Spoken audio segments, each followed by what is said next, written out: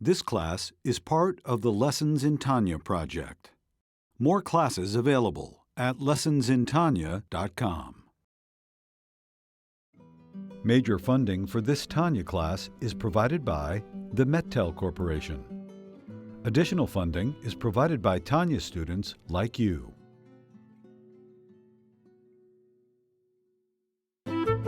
Lessons in Tanya.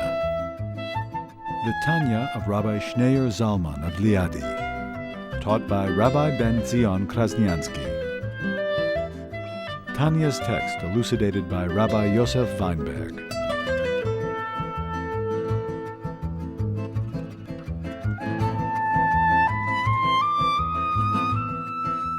Page 371.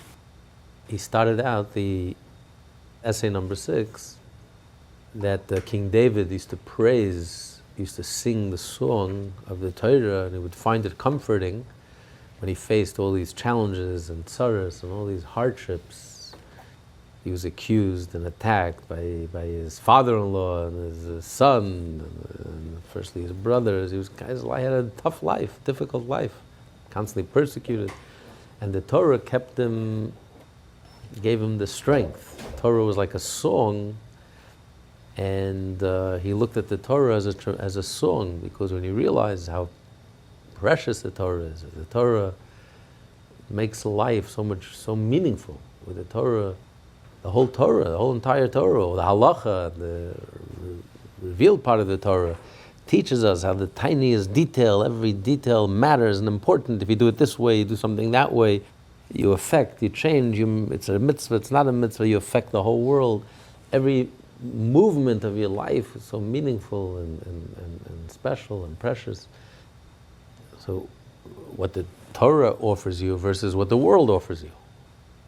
So if a person has tzaras and has difficulties of this world, he's deprived of certain things in this world, but instead he has the Torah. So what does the world offer you? The world doesn't offer you much. So everything in the world is meaningless in comparison to the Torah, where every movement of yours is like the center of the universe, and it's so meaningful and pregnant with meaning. This was like poetry to the King David. The Torah caused him to soar, and his engagement in Torah and mastering the Torah gave him tremendous comfort, soothed his soul to face all these difficulties. But nevertheless, he was punished for that. And his punishment was, he forgot a halacha, he forgot an open halacha, which every 5-year-old cheder boy knows the halacha. It's in the Torah that a Kohen, the ark has to be carried by the priests. And instead, King David, when he restored the ark, when he brought the ark, wanted to bring it home to Jerusalem, he forgot this halacha and he had it brought by a wagon. And as a result, when the ark slipped off the wagon, Uzzah tried to grab hold of it, and he died. And King David just left the ark there. He didn't want to touch it afterwards, didn't want to move it. He was very upset by the whole thing, but the whole thing was a mistake, was an error, because he shouldn't have put the ark on the wagon in the first place. How could he forget such halacha? So the Talmud says in Tractate Saita, this was a punishment from Hashem because he called the Torah a song. Hashem says, you're calling the Torah a song? For that he was punished. But the question is, what do you mean? He called it for a song? It's praiseworthy. To find the Torah a song? How many religious Jews can be accused of the same thing? Feeling that the Torah is a song and it's poetry and your soul soars and you're excited by the code of Jewish law, and every detail shows you, every detail of your life is so meaningful. And that's a punishment. And the answer is, we started learning last week that the Alter Rebbe explains, because there's something much deeper to the Torah than the fact that the Torah is a song. It's not just that the Torah tells you that every detail, everything that you do makes a difference. If you do the mitzvah precisely and correctly, then it's a mitzvah, and if not, it's not a mitzvah. And if you do the mitzvah, you're able to draw down all these tremendous energies and vitality and godly illuminations versus if not. But the truth is that it's not just the mitzvah, it's every step of your life, every decision that you make. Not only when you're doing a mitzvah, everything that you do in your life, you really should question yourself, ask yourself, what would the Torah say? What's the right thing? I have two choices in front of me. They're both kosher, they're both permitted. It's not an option of doing something kosher, not kosher, pure, impure. I'm going about my daily life, my career, my daily life. I have two choices in front of me. Both okay. But to ask yourself, what does the Torah really, what would Hashem really want? What would the Torah really want? In other words, your whole being becomes godly in a sense. It's not just Torah is compartmentalized. When you do something religious, then it's meaningful and it's powerful. I'm doing a mitzvah and I appreciate the mitzvah and I'm joyful. I don't feel it's a restriction. On the contrary, it's poetry to me. It's beautiful. It's music to my ear. It makes life so beautiful. You know, you can look at an orchestra and also look at it as very restricted. There's certain notes that have to be played, and the notes have to be precise. It could be a 100-piece orchestra, and it has to be perfect harmony. Otherwise, it's just noise and grinding to the ear. But when everything goes perfectly, it's music. Your soul can respond. So we're not talking about someone who looks at Torah as a bunch of restrictions and a burden and a pain. And you look at Torah properly, wow, it's majestic, it's beautiful. Look how harmonious it is. Look how beautiful it is. And it makes my life so beautiful. It makes my life so meaningful. And everything, it's so, your soul soars. That's wonderful, it's beautiful. But if it's limited to just religion, if it's limited to just when I'm doing Torah and mitzvot, there's something much deeper than that. Torah has to permeate my whole being. Just like Hashem is absolute, there is nothing other than Hashem, so too, my life also has to become connected with Hashem in an absolute way. And that's the ultimate theme behind the Torah. The ultimate theme behind the Torah is that Hashem desired that this world should be a home, a dwelling place for Hashem. Just like a person lives at home, you let your hair down, you're totally relaxed. Outside the home, you project a certain image. Everyone projects an image. Outside the home, you're a doctor, you're a lawyer, you're a teacher, you're this. It's a role that you play, a projection. It's an act that you act. It's a role you project. And you can be good at it. It can be 18 hours a day, and you've studied for it, and you've perfected. But then when you come home, the doors are closed, the windows, the shades are down. I'm at home. I feel at home. I don't have to act. I don't have to project. I am myself. So all of the worlds, the upper worlds, the higher worlds, are just a projection of Hashem. Where does Hashem feel at home? Where's Hashem's essence? Fully and totally revealed. Where does Hashem only feels at home in this world. And it's our mission in life to make this world into a dwelling place for Hashem. A home for Hashem. A place where he feels totally at home. Where his absolute essence is totally revealed. As is. With that absolute unity of Hashem is totally revealed. So in the deepest sense, that is really the whole theme of the Torah. The theme of the Torah is not just the religion, the 613 mitzvot. It takes up a lot of my time. But it's still a part of my life. I still have a private life. I still have most of my life. I'm not doing Torah mitzvot. Most of my life is your career, you're making a living, you're going about, you're eating, you're sleeping, you're drinking, you're interacting, you're socializing. Not every moment is Torah mitzvah. So Torah can't be compartmentalized. The Torah's theme of the Torah is to make this world a dwelling place for Hashem, which is an absolute reality. And if that's absolute reality, then that has to be my theme 24/7. Every fiber of my being, every bone of my body, whatever I'm doing, it's all about Hashem.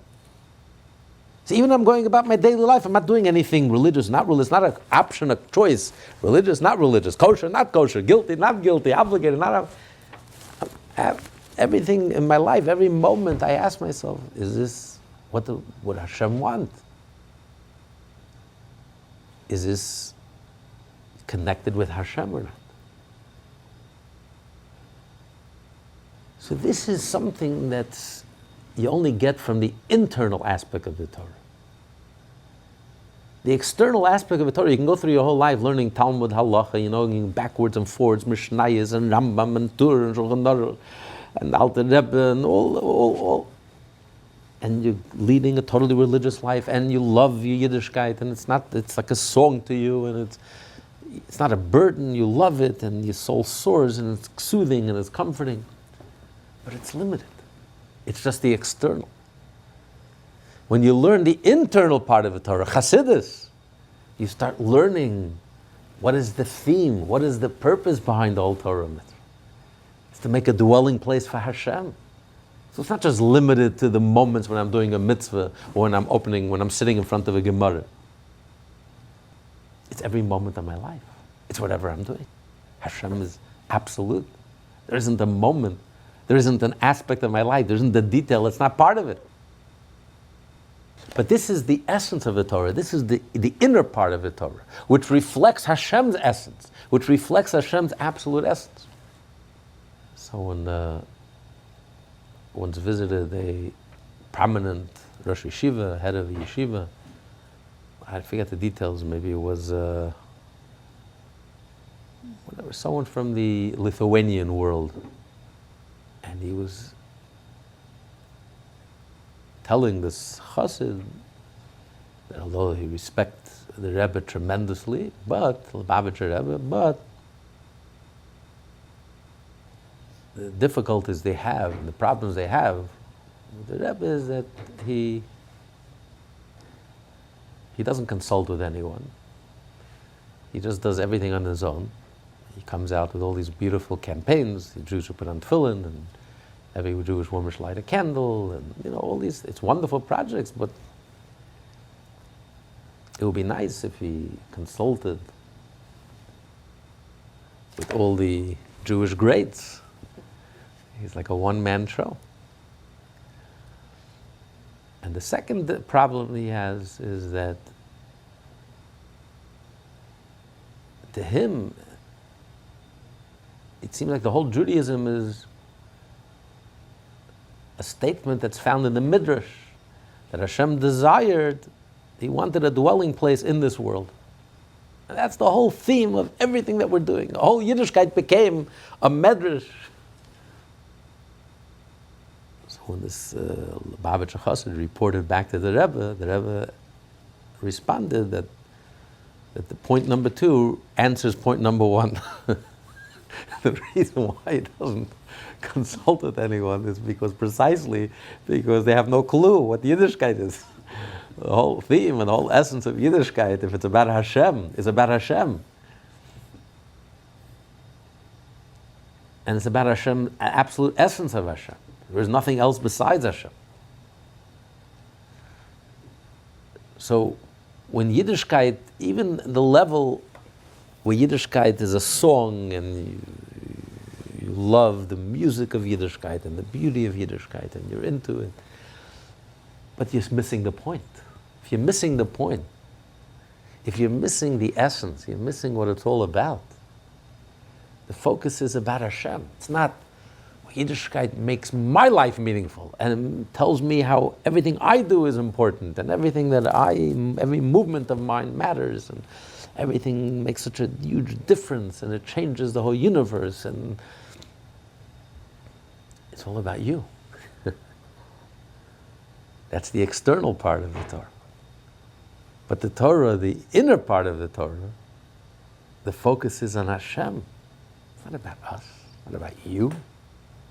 It's not about your perfection. It's about Hashem. What Hashem desired. The truth, the absolute truth and core and essence of Hashem, there's nothing else besides Hashem. And that's reflected in my life. That becomes the theme of everything that I'm doing. I'm doing a mitzvah because I'm taking something physical and making it a dwelling place for Hashem. And that's true of everything that I do. I'm plugged in and connected with that when I'm standing in the office, when I'm standing at the water cooler 24/7, when I'm eating and drinking and sleeping and going about my business and my social life. There isn't a single aspect of my life that's not permeated through and through 100% with Hashem. There's nothing else. It's not compartmentalized, it's an absolute essence, but that you only get from the inner part of the Torah. So a person who's just focused and concentrated, when one is just focused and concentrated on the external part of the Torah, as lofty and as great and as inspiring and as poetic and as beautiful as it may be, you're missing the point. And for that, the punishment is you can even forget an open halacha. And we're going to learn now why this halacha, why the punishment was that David forgot specifically this halacha. It could be any halacha. What's the connection that he forgot this halacha, that you have to carry the ark, and instead he put the ark on the wagon? Because this is connected to why he was punished, to the theme of why it's important to focus on the inner and not just focus on the outer, no matter how lofty and beautiful the outer is. Torah is beautiful. Halacha is beautiful. Shulchan Aruch is beautiful. What an inspiring way of life. What an inspiring message. It's like an orchestra. You can hear the music. It's every detail matters, and everything in your life matters, and you matter, and you make such a difference, a huge difference. It's so empowering. It's so beautiful. But when you're missing the point, you have to have your eye on the ball. You're missing the point. You're not studying the inner parts of the Torah. You're not studying the Tanya. You're not studying Chassidus. You're not studying the wellspring of the Baal Shem Tov. We're 200 years after the Baal Shem Tov, and when a Jew is so clueless and spends all day and every day only studying the revealed part of the Torah, the external part of the Torah, and not studying the inner parts of the Torah, the crown jewels of the Torah, which are connected with Hashem's inner essence and reveals Hashem's inner essence, then it's a punishment. Then the Jew is only studying the external part of the Torah. It's a punishment. You're missing the point. You're forgetting what this is all about. And this is critical. This is essential. David was a representative of the Jewish people. So it wasn't just a punishment for David. Just like when we read the Tehillim, David wrote for the entire Jewish people. So whatever happened to David, king of Israel, is a message for every single Jew. David was the head of the Jewish Supreme Court. He was the sixth in line of the transmission of the whole entire oral Torah. He was the only king, and not only was he a king, but he was also the leader of the Jewish Supreme Court. His whole life was Torah. And yet he was punished because he focused on the external part of the Torah rather than focusing more on the internal part of the Torah. The external part of the Torah, where the Torah imposes itself on the world. The Torah is in conflict with the world. And the Torah overwhelms the world, and the Torah vanquishes and defeats the world. David was a warrior, and the Torah imposes its will on the world. Versus the ultimate goal is to transform the world, where the world becomes a dwelling place for Hashem, where the person, every fiber of your being, every body become completely connected and one with Hashem. This can only happen through the studying of the inner parts of the Torah, studying Chassidus. So as much as a Jew focuses on the halacha And we're obligated to study the 613 mitzvot with all the details and all the halachot, like we learned earlier in great length, how critical and crucial and essential it is. But at the same time, it is critical and crucial and essential that a Jew should focus and study and spend time and engage in the inner parts of the Torah, in depth, in the inner parts of the Torah, which connect us with the inner parts of Hashem, the core and essence of Hashem. And then and only then could we accomplish our mission in life, to transform this world into a Torah world, an inner transformation, a core transformation. And then it's also a gentle transformation. You don't have to break the world. You don't have to... It's a total transformation. Page 371, Jeff, the hence, the third paragraph. Hence the internal aspect of the Torah too, which is wholly united with Hashem, is not at all to be lauded as being the animating force of all the worlds. For relative to the internal aspect of the Torah, they are reckoned as nothingness itself. In this inward aspect of the Torah there can be no mortal heartfelt joy and delight, but rather, in a manner of speaking, the heartfelt joy and pleasure of the King, the Holy One, blessed be He who delights in it. For only Hashem understands its way, and knows its station and quality, through His self-knowledge, as it were, knowing Himself as He also knows the Torah, that is entirely one with Him. This, however, is concealed from all mortal eyes. So the focus can be in what the Torah does for me and how meaningful my life is, and the poetry and the music and the beautiful the singing and the soaring of my soul. The focus is on Hashem. This is divine, this is godly, this is Hashem. The Torah reflects Hashem, is unified with Hashem, and reflects that truth and reality that all there is Hashem. So I'm not thinking about me, I'm thinking about Hashem's purpose is being fulfilled. What is Hashem's purpose? What does Hashem need? What's the theme? What's the point? What's the purpose? What pleasure does the mitzvah have for Hashem? And that's the difference between, it's like you have will and you have pleasure. They're both inseparable. But one is like the back, the external, and one is the front, the internal. The back is uniform. Look at a person's back, it's uniform. The face is, everything is unique. There's the eyes, and there's the ears, and there's the nose, and there's the mouth, and every part of the face is unique. A different faculty, a different ability, a different that's like a difference between will and pleasure. Will is uniform. Why is something precious to me? Because I want it. So whatever I want, it's important to me because I want it. It's self-expression. It's because I desire it. That's why it's important to me. It doesn't matter.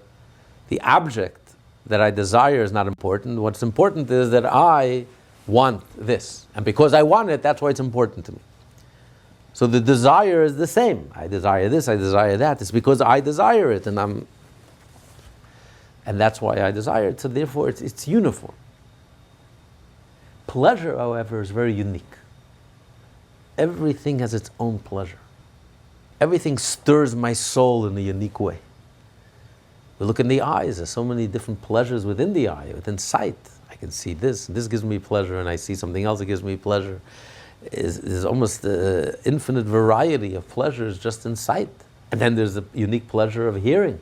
You hear music, you hear a nice speech. There's so many different pleasures, an infinite variety of music and musical instruments, and everyone gives you a different pleasure, and everyone touches your soul in a different way and strikes you in a different way, in a unique way. And then you have different pleasures of sense, aromas. This aroma, that aroma, it's a whole universe of scents, and each scent is different. Each one touches you a different way. It's very powerful. You can even heal with the power of sense, aroma. The incense in the temple, sense, powerful. And then you have pleasure in speech, speaking, and And then you have so many different pleasures, the pleasures of understanding and the pleasures of emotional pleasures, of doing an act of kindness, the pleasures of love.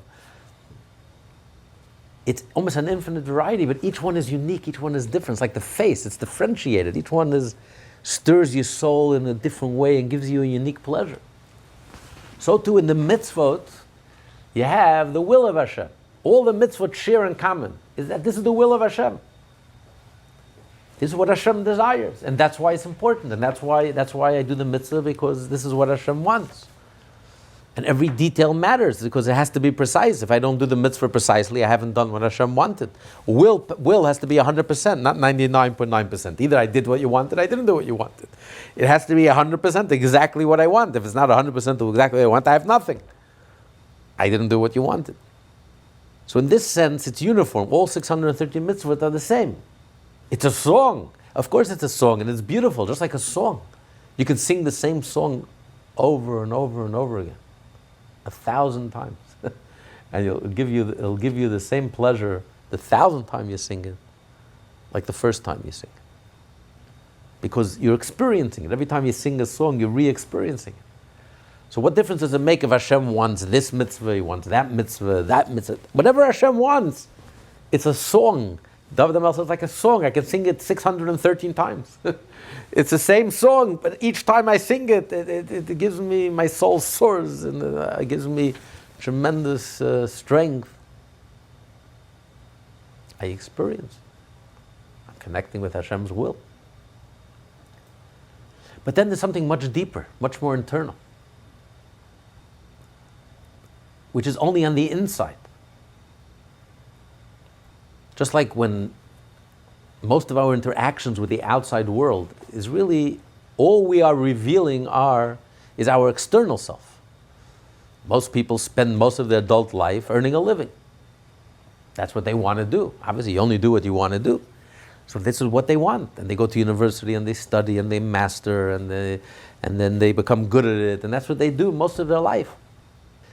And that's what they present to the world. This is who I am, this is my career, this is what I want to do, and this is what I'm doing.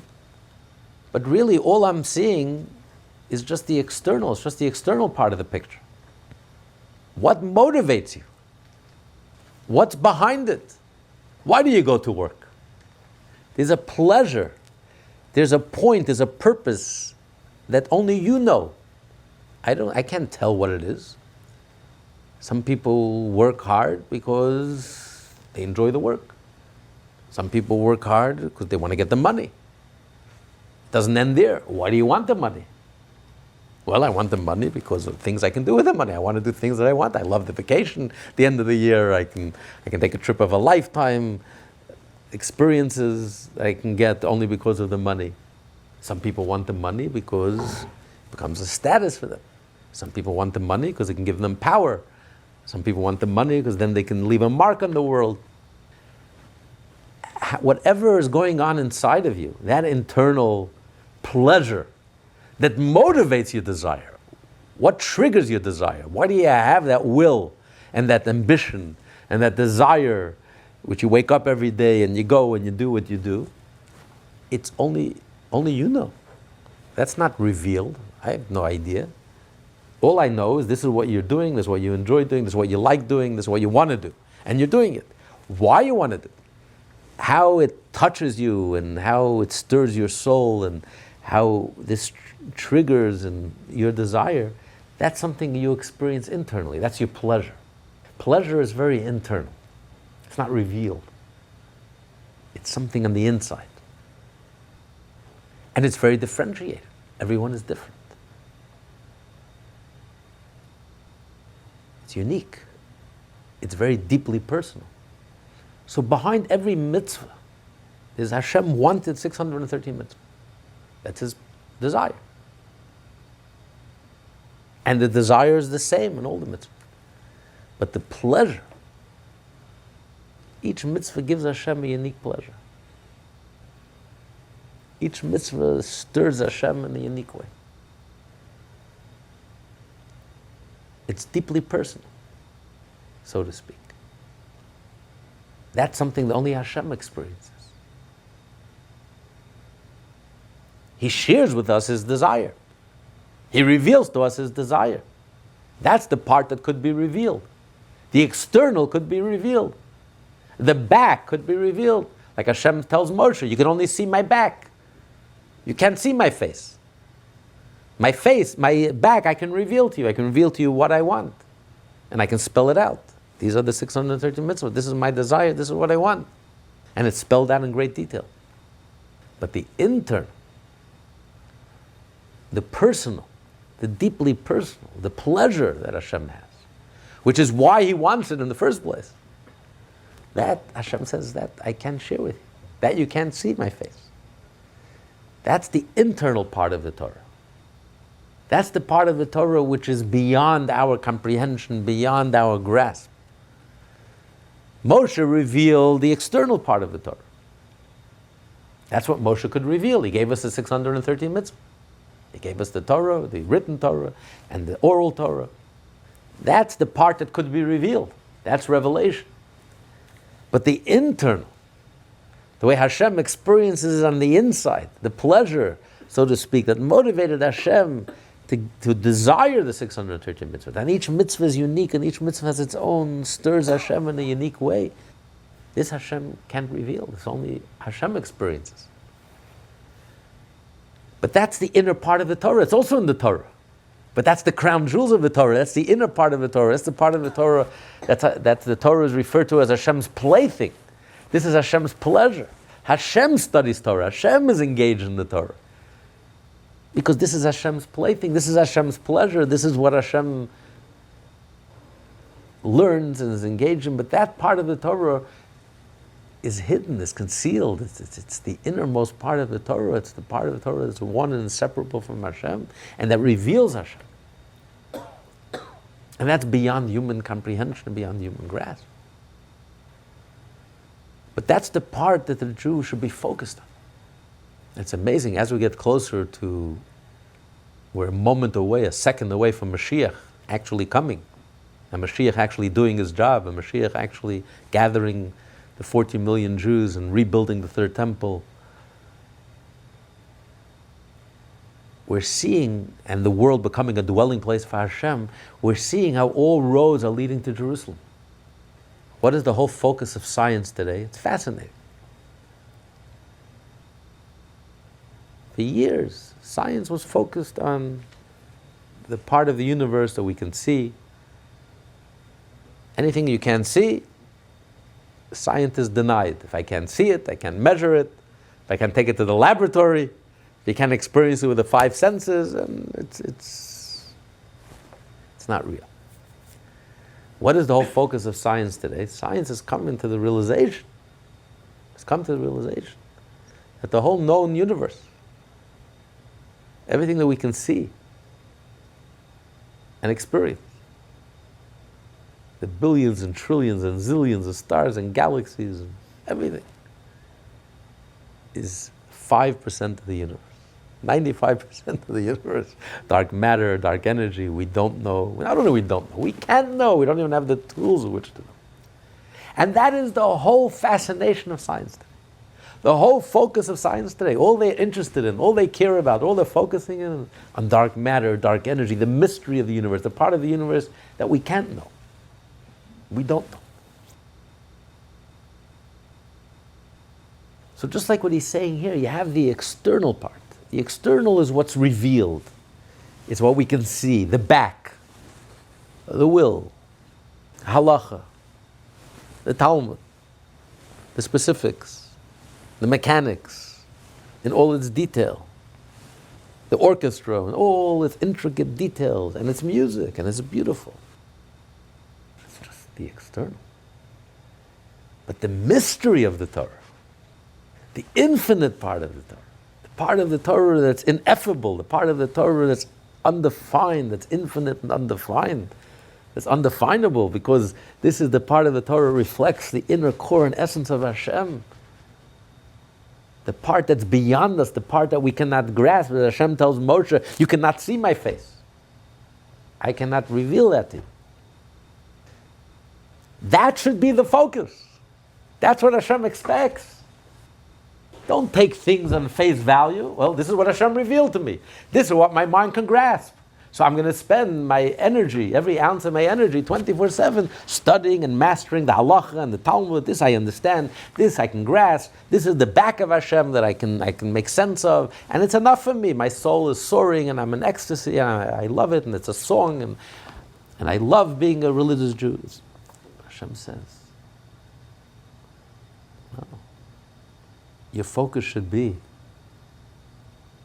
on the part of the Torah that you cannot grasp, on the mystery, on the infinite part of the Torah, on the divine, on the godly, on Hashem.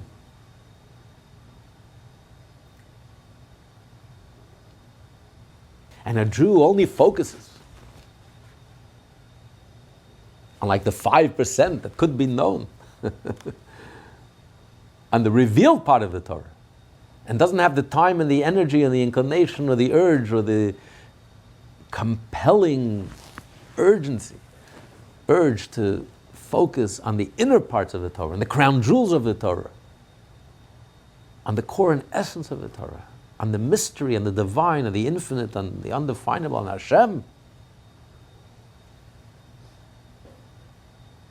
he deserves to be punished. Not only isn't he pleasing Hashem, he's worried about the Garden of Eden. He thinks he's going to get a share in the Garden of Eden. He gets punished. Hashem says, you forgot about me. You forgot what this is all about. You're doing the mitzvah. You're a religious Jew. You're studying the 613 mitzvah and all its details. You're mastering the external, the will. But you forgot the main thing. You forgot about me. You forgot about Hashem. So you think you deserve to be rewarded. You're going to be punished. So Hashem expects the religious Jew, who is the master of the Torah, who is studying the Torah, and finds the Torah a song. A Jew is excited about his Yiddishkeit, and he loves studying Torah. And he finds the Torah soothing and comforting. And Hashem says, you're going to be punished. You missed the boat. You forgot what this is all about. You forgot about me. You forgot about Hashem. So especially today, when we're almost 300 years after the Baal Shem Tov, it's imperative that every Jew learn from King David. The Talmud is not just telling us this. The Torah is not just telling us this. That King David was punished.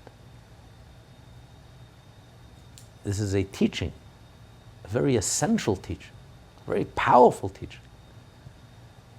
That because King David focused on the external, on the will of Hashem, instead of focusing on the pleasure of Hashem, the inner part of Hashem, the inner part, the pleasures of the Torah, the crown jewels of the Torah,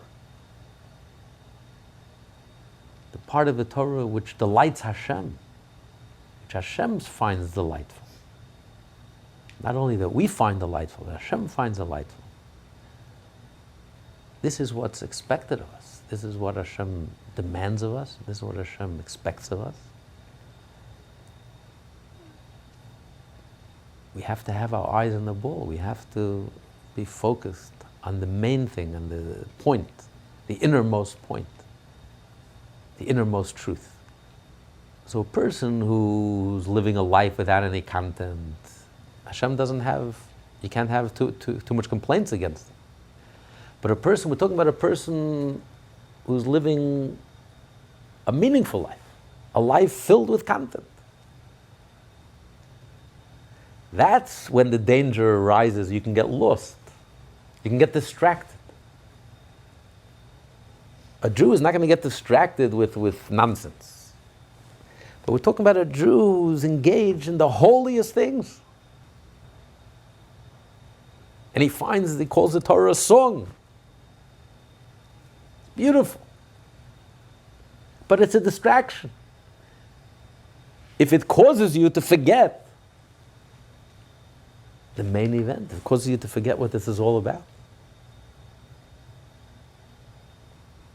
So the point is, Hashem wants that the back and the front should become one and inseparable.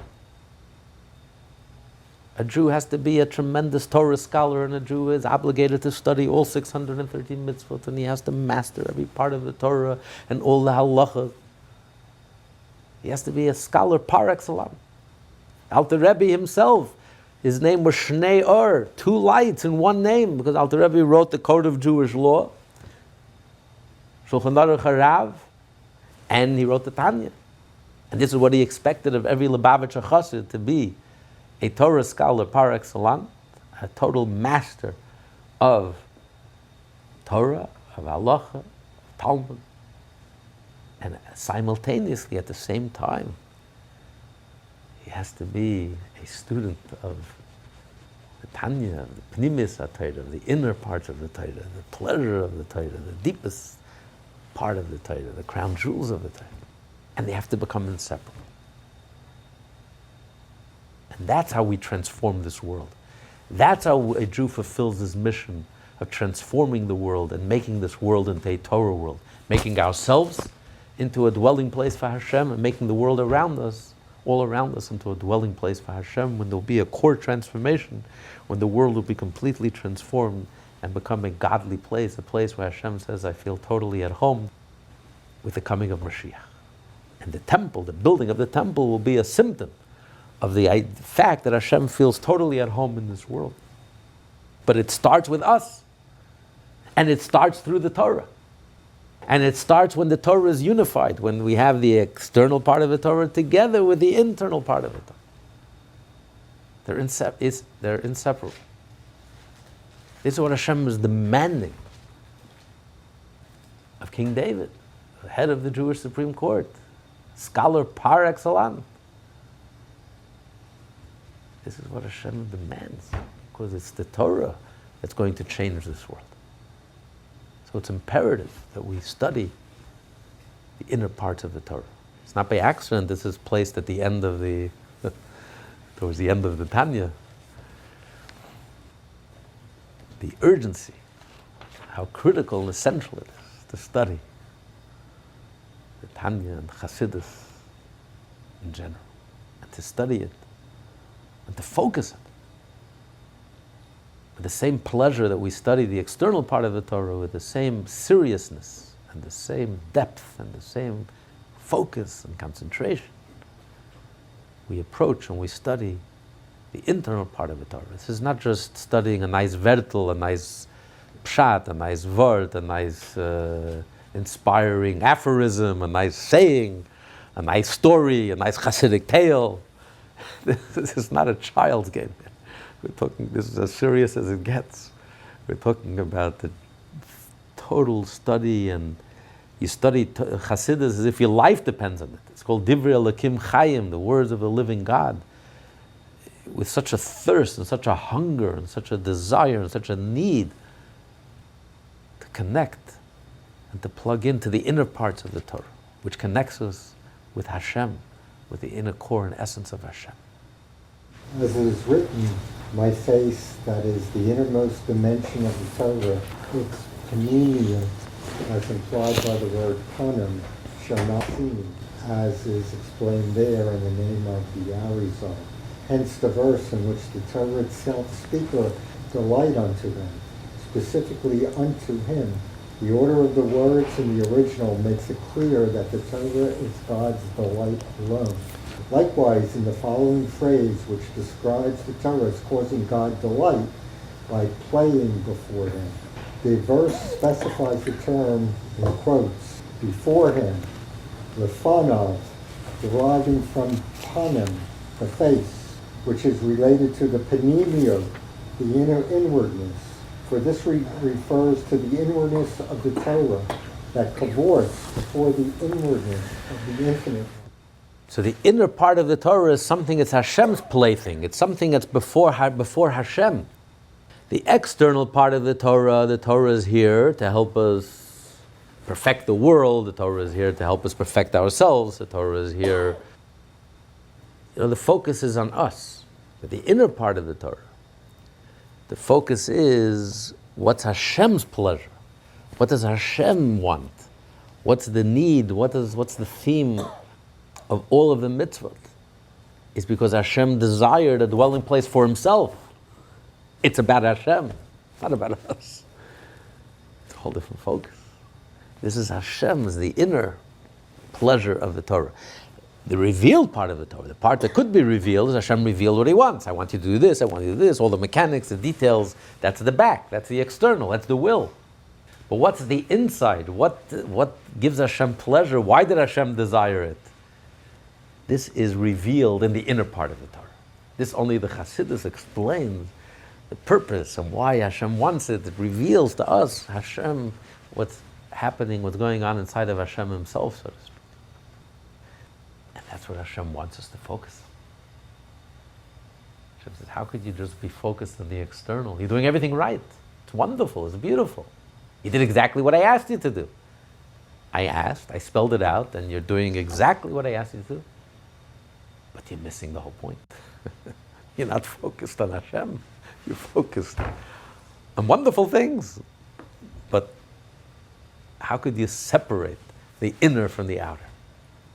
The Alter Rebbe will now explain that this sublime level of Torah in which God alone delights descends to nurture the souls of the Jewish people. For this reason, the Midrash calls the Torah Uman, craftsman, one who skillfully nurtures a young child.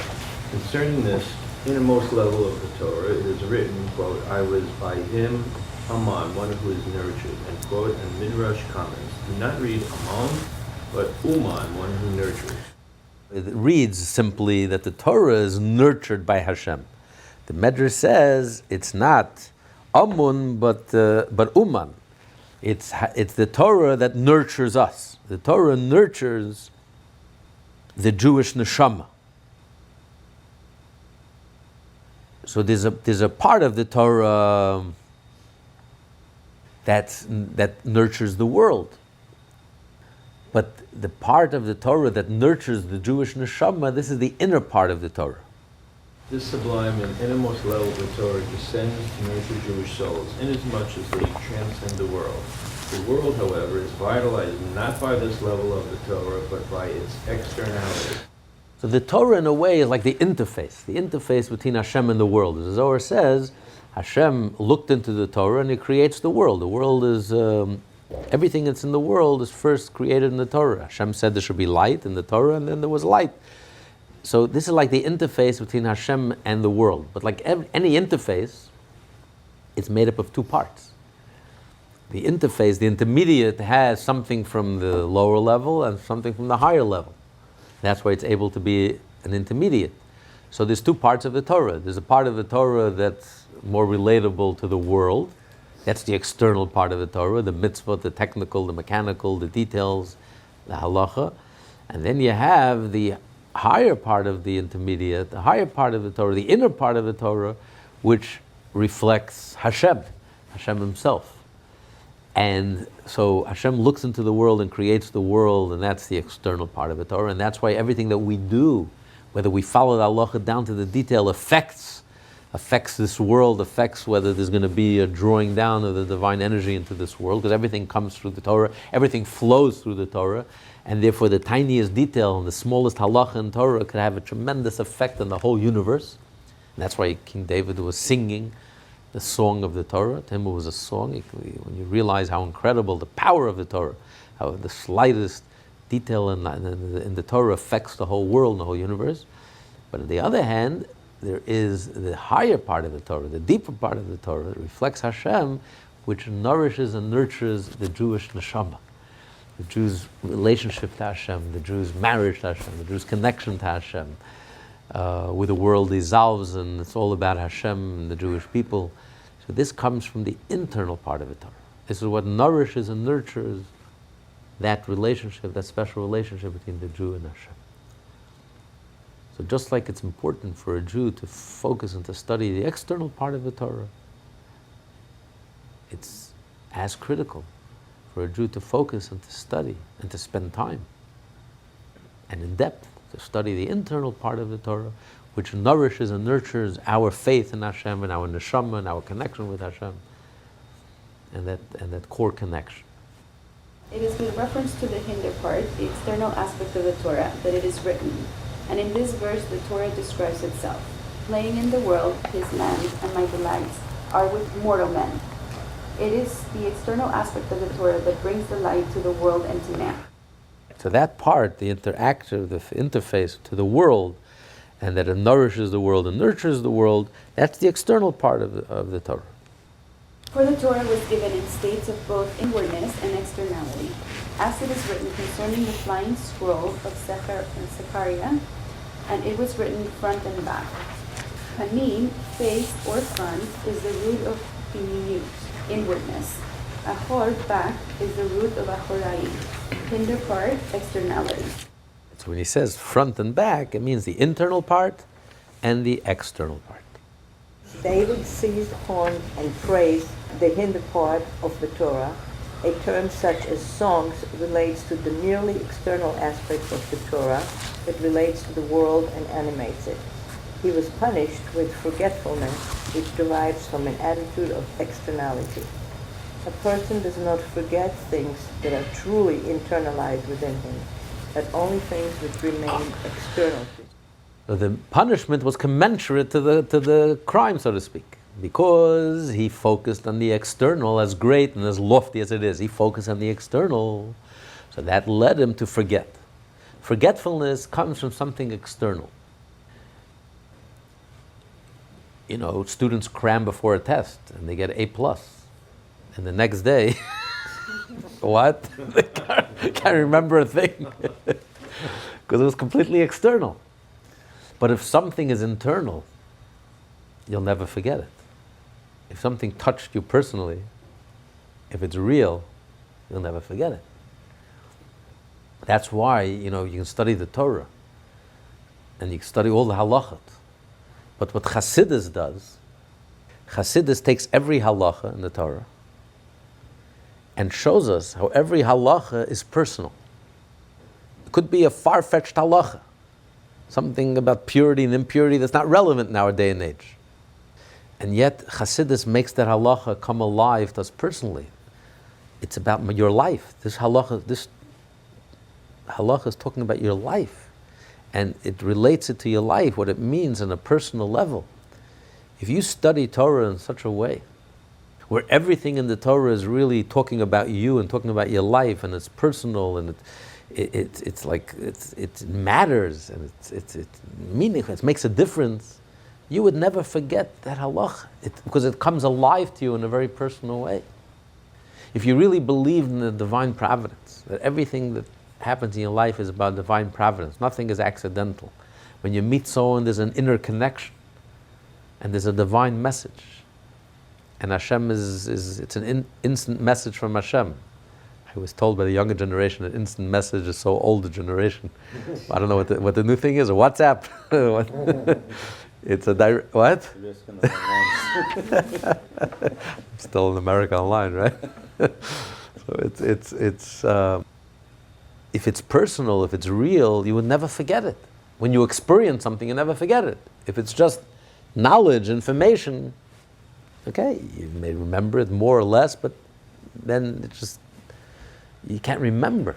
But if it's personal, if it touches your soul, if you care about it, it's personal, it's intimate, it's real, you'll never forget it. It's an experience you'll never forget. That's why we remember our youth, even people in the older age, when they start forgetting. And they can't remember anything that happened a moment ago, but they remember what happened as their childhood memories, they remember vividly. Because children experience everything. Children, they don't know what it means to be detached. A child, whatever they do 100%. They live it, they experience it, it's real. Those memories are seared into your being. Those memories will stays for a lifetime. You can't remove it. So when it's internal, you'll never forget. Where does forgetfulness come from? When it's external. It's cramming your head with a lot of information. Okay, so that information is irrelevant. It's nice information. It's brilliant information, but it's not relevant to my life, so you can forget it, easily forget it. But if something is personal and relevant and connected, if your life was on the line, you think you would forget it? You think any soldier that fought in the battle and his life was on the line, you think he'll ever forget those moments ever in his life?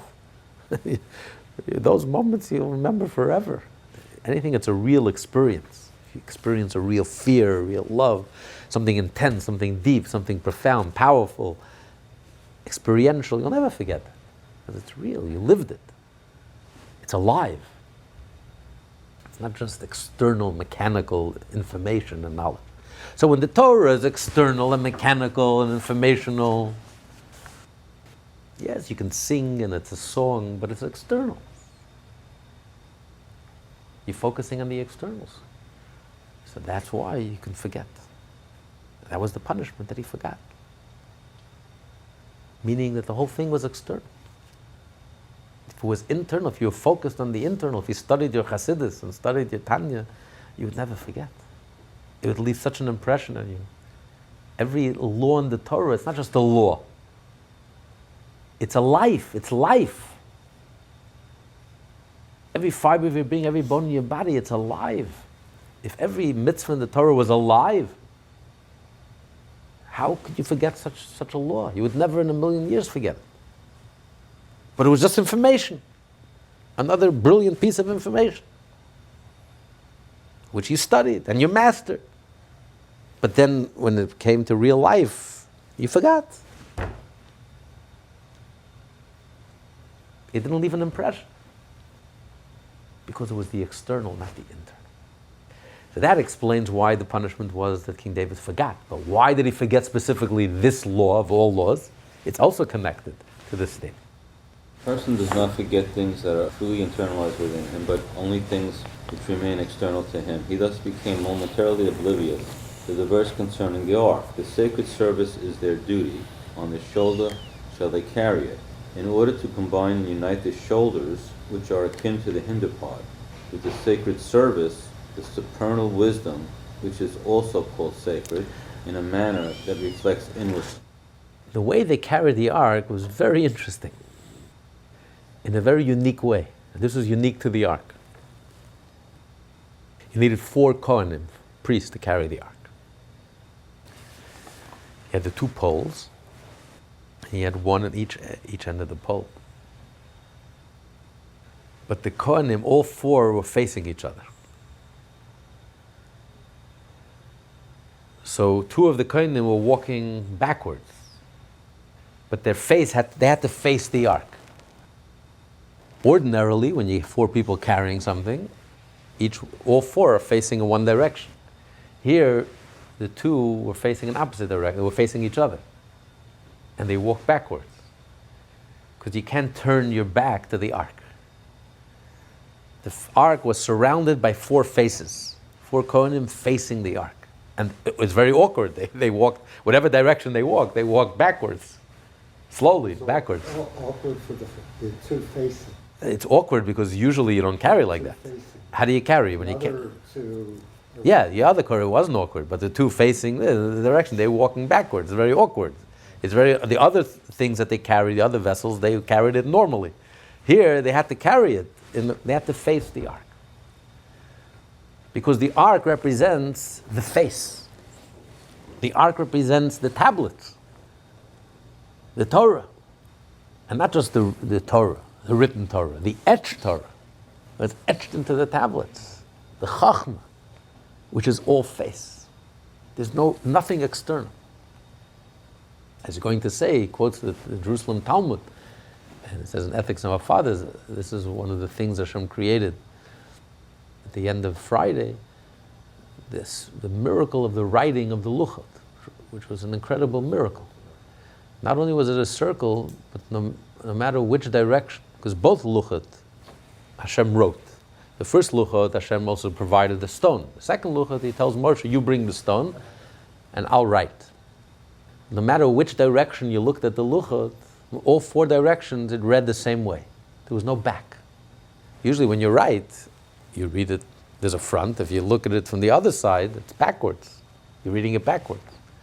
Here, no matter which direction you faced, all 4 directions, it was the front. There was no back.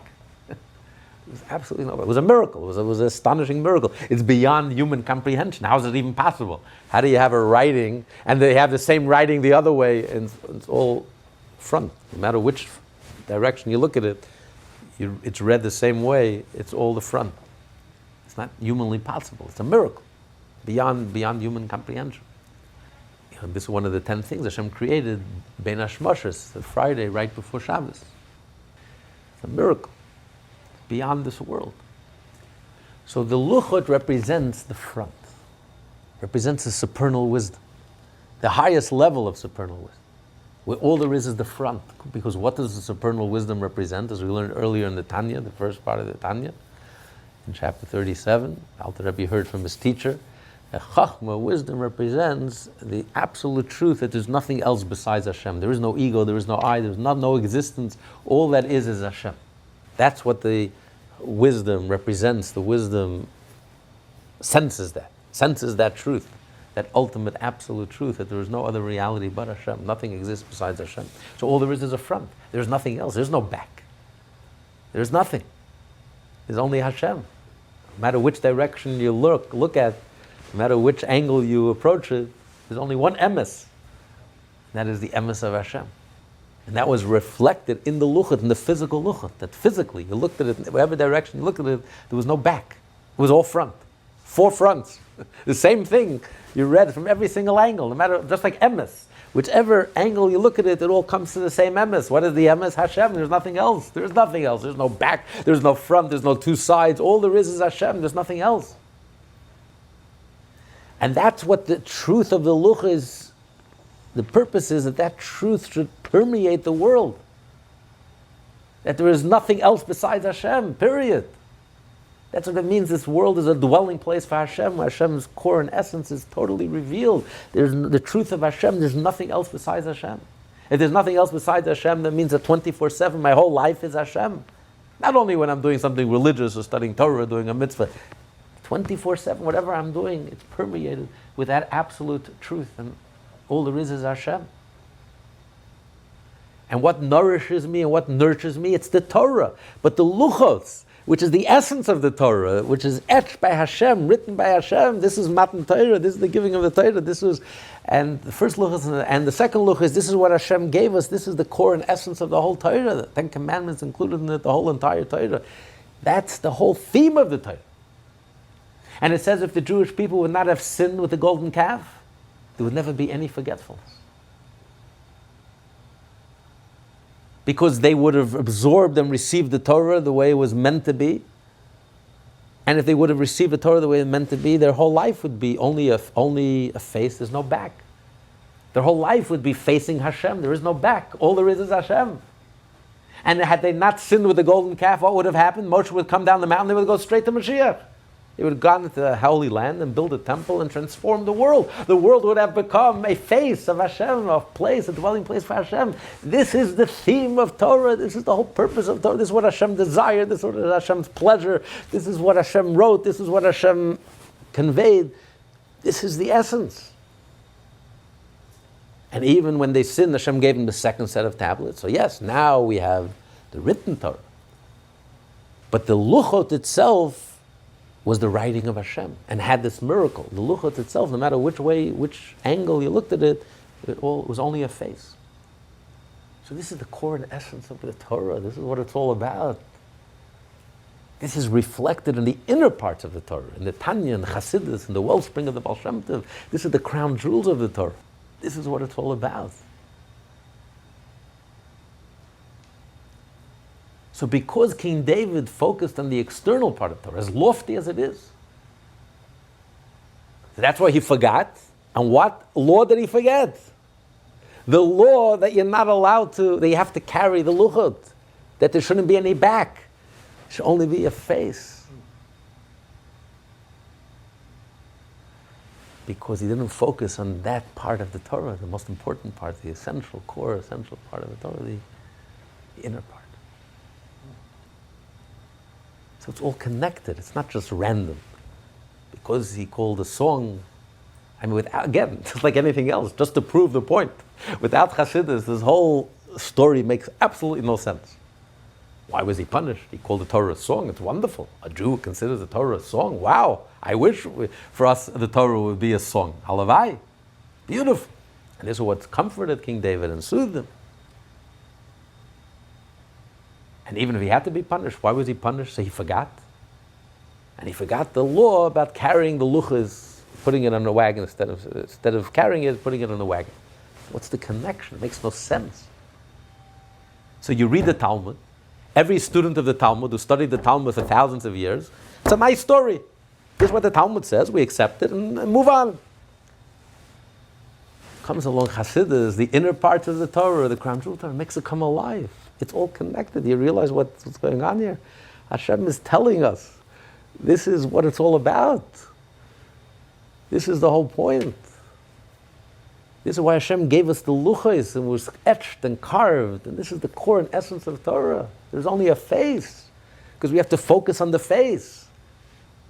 There shouldn't be any divide, any division between the external and internal. You have to turn the back and everything should be turned into a face. The four were facing each other.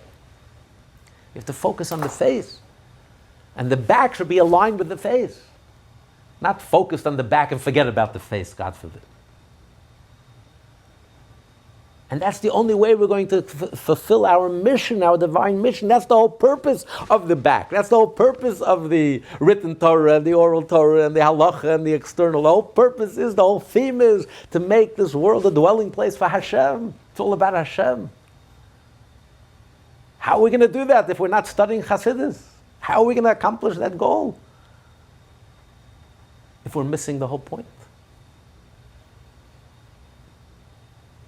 It's crucial, critical, essential that we dive right in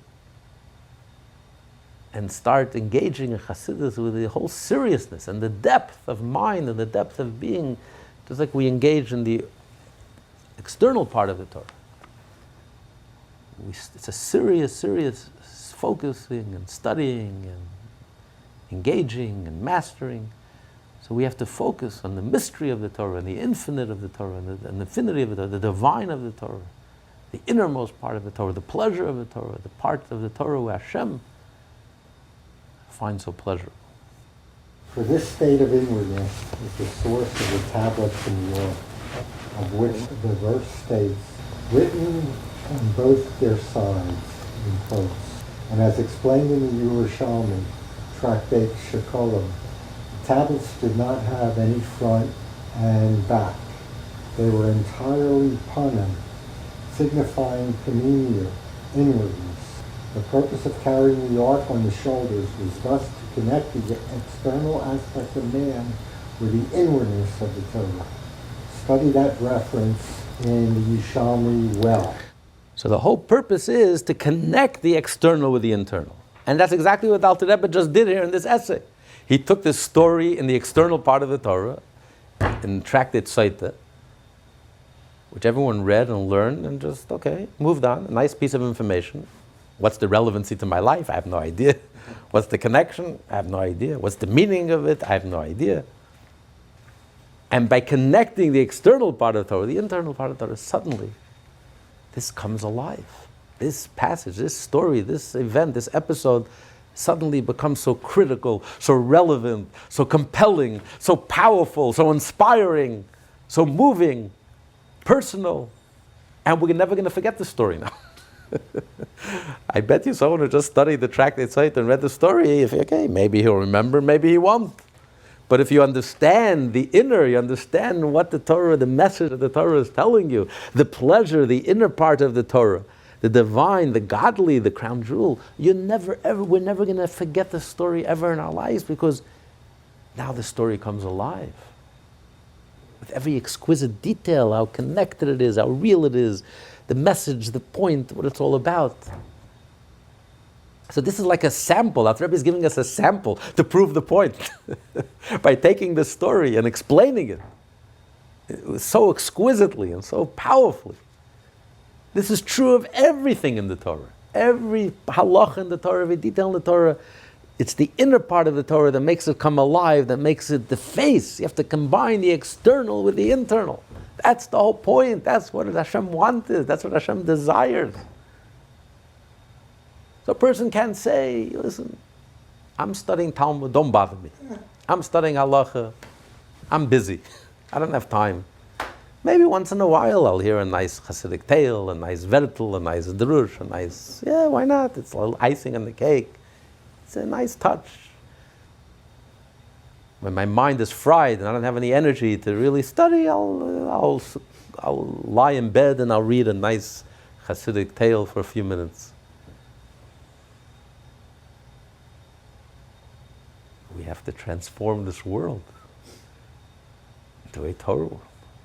We have to take the luchos, Hashem's original intent of making the whole world a face, combining the world, the external to the internal, making the world a dwelling place for Hashem.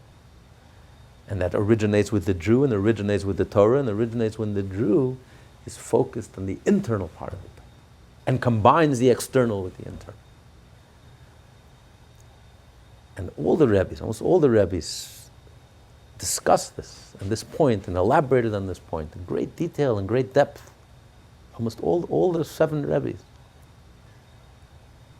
Because it's so powerful, profound, and telling. And this is like the perfect example to prove the point of combining the external with the internal. Unification. Very powerful essay, and just to sum it up, the Alter Rebbe was explaining why King David was punished for referring to the Torah as a song. He was praising the Torah, he was singing the praises of the Torah. He found the Torah so inspiring, and yet he was punished. Why would King David be punished for finding the Torah so inspiring? Most Jews don't find the Torah so inspiring. There's so many details and specifics and do's and don'ts and minushay, and we spend our whole life studying Torah, the rules, the laws, what you should do, what you shouldn't do, and there's so many variables, and there's so many details and specifics and mechanics, and you can get the poetry, you can get lost in the shuffle. You're so focused on the technicality and the mechanics and the minushay that you forget. And yet King David never lost sight of the poetry of the Torah. He didn't look at the Torah as a bunch of restrictions and rules and laws and don'ts, and it's crazy making, don't do this and don't do this, and 1,000 details, and if you do this, you do it right, and if not, you do it wrong. Instead, it inspired him. It caused his soul to soar. Because, it's like a 100-piece orchestra. You know how many details goes in to make that divine music? It has to be so precise, and the precision, everything has to be so perfectly in order to blend, and then you hear the music. So King David heard the music. When you keep Shabbos as exactly as it's spelled out in the Torah and the oral Torah, all the details, King David didn't see the burden and the restrictions and don't do this. He saw the music. He sang the praise of the Torah. That the Torah makes our life so meaningful. The Torah empowers us. The Torah tells us that every moment of your life is meaningful and real, and every action of yours, and every detail, and the slightest detail, and the slightest thing that you say, and even the thought and attitude, everything adds up, everything matters, everything makes a difference. The whole world is in balance, and it's all up to you. One good deed and you tip the scale, and if you do it right, it's a mitzvah, it's divine, it's godly. You create a powerful flow and an abundance of divine energy that flows into the universe, and vice versa. If you do it wrong, the whole universe is in balance. So what a way to live, what an empowering way to live. So when King David was faced with the many, many tsaras and problems and difficulties of this world, King David looked at the two. He says, what does this world offer me? Money, power, fame, indulgence. How does that compare to what the Torah offers me? The Torah is offering me a life where I matter and everything I do matters, and every thought, speech, and action, every day, every moment. How could you compare? So King David sang the songs of the Torah. It inspired him, it encouraged him, it gave him the strength to be able to withstand all these trials and tribulations. And yet King David was punished because Hashem said that the Torah, which is my plaything, which is my pleasure, so you sing the praise of the Torah, you refer to it as a song, and therefore he was punished. He forgot a law which every child knows. It's clearly in the Torah that you're not allowed to transport the ark with the wagons. You have to carry it. The Kohanim, in the desert it was the Leviim, but afterwards it was the priests who had to carry the ark. And King David forgot this law. So why was King David punished? He was singing the praise of the Torah. He found the Torah poetic. It inspired him. It gave him courage, strength, rejuvenated him. Halavai, we should all sing the song of the Torah and appreciate the Torah as much as King David did. And yet he was punished. And the answer is, in a nutshell, because there is the external part of the Torah and there is the internal part of the Torah. The external part of the Torah is the laws, the rules, the halacha, the Talmud, the Mishnah, the oral Torah, the mitzvot, as spelled out halachically. But then you have the inner part of the Torah. Just like within a person, you have the will, which is the external, and then you have the pleasure, which is the internal, which motivates the will and drives the will. Why do I desire it? Because I have a pleasure. The pleasure is what's on the inside. The will is what's on the outside. That's what we're able to see. I can see what a person wants. Most of our adult life, we are engaged in whatever careers, whatever we spend our life, whatever we committed our lives to. But that's just the external. That's what you want. But the internal, what gives you pleasure, that's something that only you know. What motivates you, what drives you, what are you looking for? What is this all about for you? Personally, that's very deep, intimate, it's very personal. That's your pleasure. That's not something that you share, and that's not something that I can tell from the outside.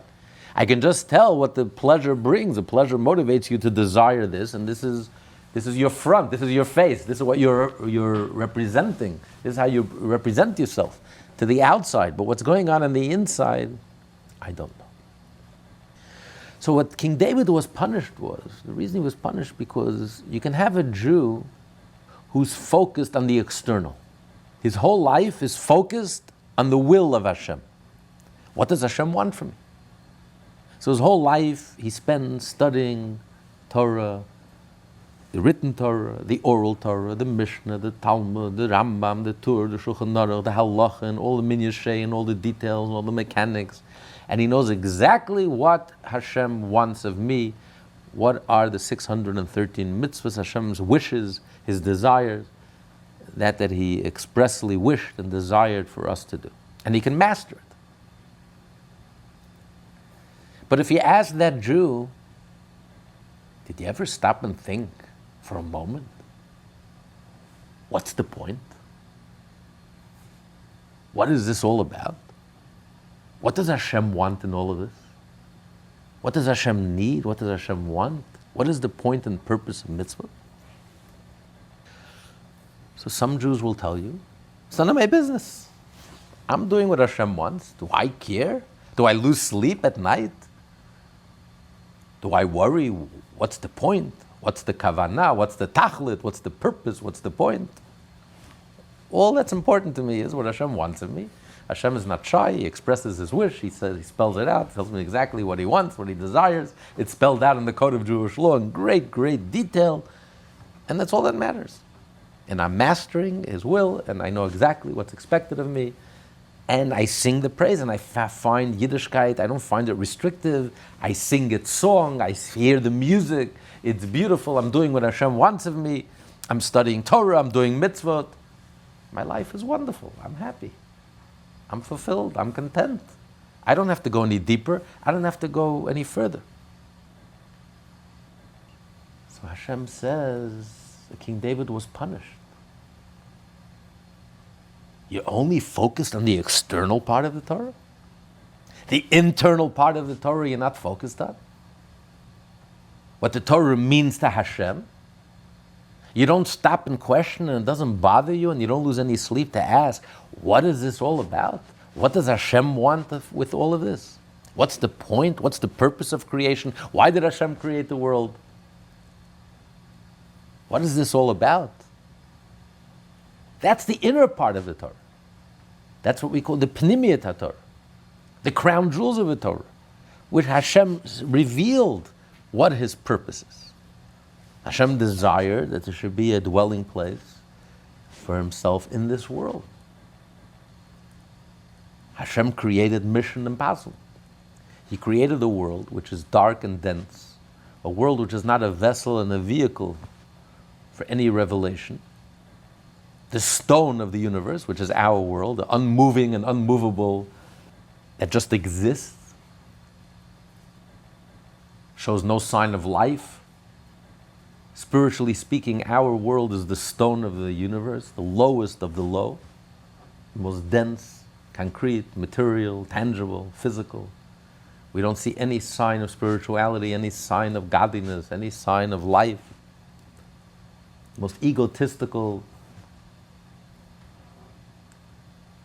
a world which is coarse and crass and arrogant and selfish and self-centered and self-absorbed. It's not even a vessel for any light, for any godliness, for any spirituality, any sensitivity. And Hashem desired that not only should there be a revelation in this world, in this context, in this setting, there should be the ultimate revelation. A revelation that's so intense that it cannot even be revealed in the upper world, in the heaven and the heaven of heavens. That Hashem's very core and essence should be revealed in this world. Hashem's core and essence cannot be revealed. It's beyond revelation. So let's get this straight. Hashem desired that His essence, which is beyond revelation, should be revealed, fully revealed, in a setting, in a context, in a world which is not a vessel for any revelation, let alone the ultimate revelation. It's mission impossible. And that's why He gave us a Torah, and that's why He gave us mitzvot, and that's why He chose the Jewish people to accomplish mission impossible. So a Jew says, for me it's enough to study Talmud all day. I don't have to study Tanya, I don't have to study Hasidus, I don't have to study the inner parts of the Torah. I'm very happy mastering the Talmud, I'm doing a mitzvah, I'm studying Talmud, I'm studying Torah 24/7, I'm mastering all the halacha. To me, Yiddishkeit is beautiful. I'm doing what Hashem wants of me. And that's fine, and that's enough. So the Torah says King David was punished. Hashem is upset. You're only focused on the external part of the Torah? You have zero interest in the internal part of the Torah? What the Torah means to Hashem personally?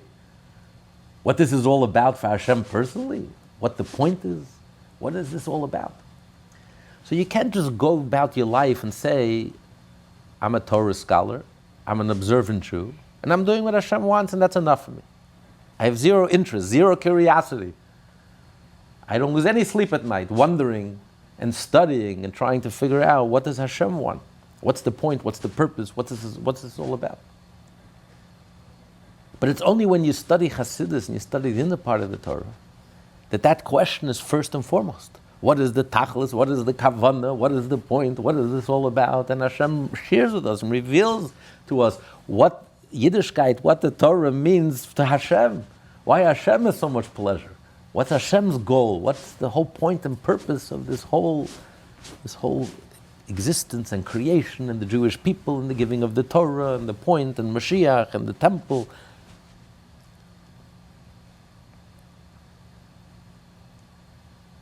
And that's why he forgot. That was his punishment. Forgetfulness comes from something external.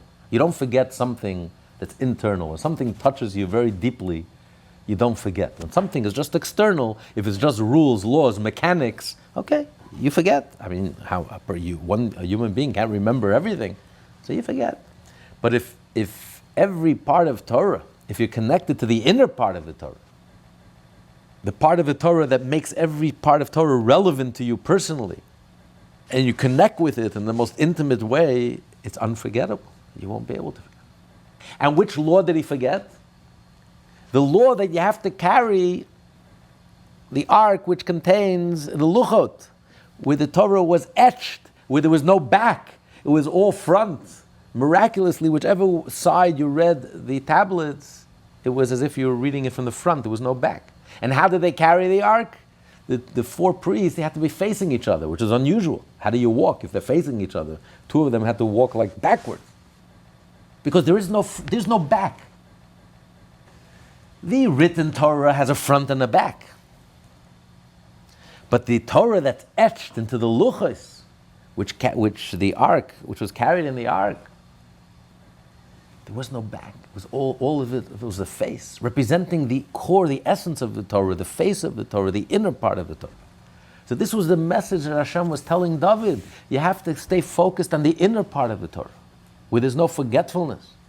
We're always focused on what the Torah means to Hashem, the way Hashem is learning the Torah, the way Hashem is enjoying the Torah, and finds pleasure in the Torah. What motivates his will. And this is one of the last essays because it crystallizes for us how key and essential it is to be focused on the inner part of the Torah. It's not enough just to study the external part of the Torah, but the two parts of the Torah have to become seamless. We have to learn the Torah, we have to master the Torah, we have to be the scholar.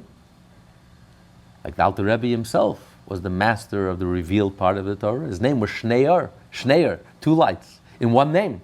He was the master of the external part of the Torah. He wrote the Code of Jewish Law, and he was the master of the inner parts of the Torah. And the two were seamless. Every part of Torah has its inner counterpart. Every external halacha has its internal counterpart. How it relates to us personally, what it means, how we connect with it, what's the inner meaning, what's it all about, how it relates to real life.